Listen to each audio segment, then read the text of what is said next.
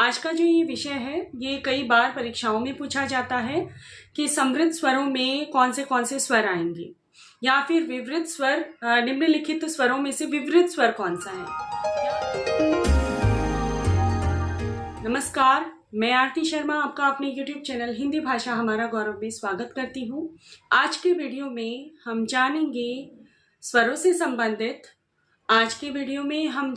मुखाकृति के आधार पर स्वरों का वर्गीकरण। आज के वीडियो में हम जानेंगे कि समृद्ध स्वर कौन से होते हैं, विवृत स्वर कौन से होते हैं, अर्ध समृद्ध स्वर कौन से होते हैं और अर्ध विवृत स्वर कौन से होते हैं, या फिर जो स्वर हैं मुखाकृति के आधार पर वे कौन से स्वर होते हैं या उनको क्या नाम दिया जाता है। तो ऐसे कई बार प्रश्न पूछे जाते हैं।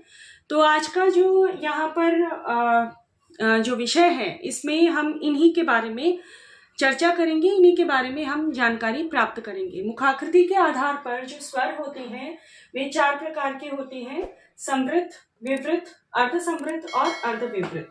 अब ये समृद्ध क्या होता है और विवृत क्या होता है इसके बारे में हम यहाँ पर जानेंगे।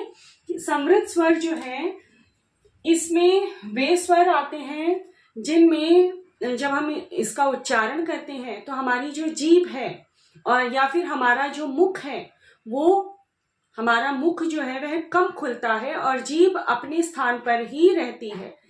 समृद्ध का अर्थ होता है कम प्रयास में उच्चारण के समय मुख का कम खुलना। तो यहाँ पर जो समृद्ध स्वर होंगे वे होंगे ई, उ, ऊ। विवृत स्वर वे स्वर होते हैं जिनमें मुख जब स्वर का उच्चारण करता है तब पूरा खुलता है, तो उसमें सिर्फ एक ही स्वर आएगा, वह होगा आ। तो यहाँ पर इस विवृत स्वर में जो स्वर आएगा वह आ होगा। फिर आगे बढ़ते हैं अर्ध समृद्ध। अब समृद्ध स्वर में जो हम उच्चारण करेंगे उसमें स्वरों के उच्चारण में मतलब जब हम इसका उच्चारण करेंगे तो स्वरों के उच्चारण में हमें कम प्रयास करना पड़ेगा और हमारा मुख जो है वह कम खुलेगा और हमारी जीभ अपने ही स्थान पर रहेगी। तो यहाँ पर अर्ध समृद्ध में थोड़ा सा उल्टा होगा, यानी कि मुख थोड़ा सा समृद्ध स्वरों की अपेक्षा अधिक खुलेगा। तो इसमें जो स्वर आएंगे वे होंगे ए, ओ। अर्ध समृद्ध में समृद्ध की अपेक्षा थोड़ा सा अधिक मुख खुलेगा। अर्ध विवृत में विवृत स्वरों की अपेक्षा मुख जो है वह कम खुलेगा। जैसे हम विवृत स्वरों में जो जब स्वर का उच्चारण करते हैं, आ स्वर का उच्चारण करते हैं तो मुख को पूरा खोलते हैं। इसी तरह से अर्ध विवृत में थोड़ा सा उल्टा होगा और जब स्वरों का उच्चारण किया जाएगा तो मुख जो है वह कम खुलेगा और यहाँ पर जो स्वर आएंगे वे होंगे अ, ऐ, औ और आ।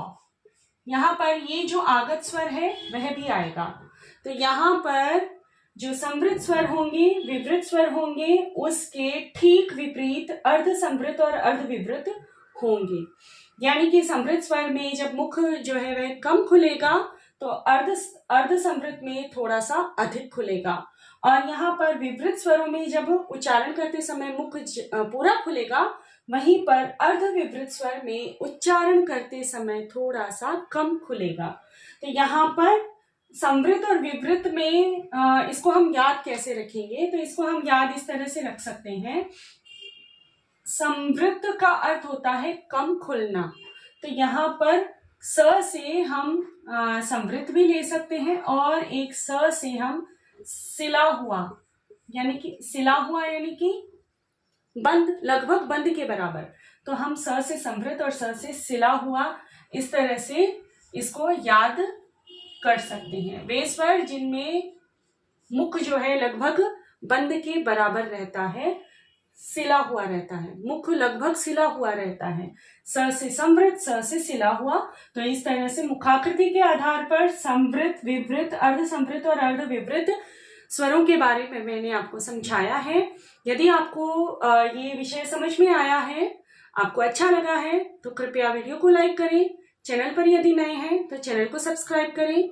मिलते हैं अगले वीडियो में, तब तक के लिए धन्यवाद।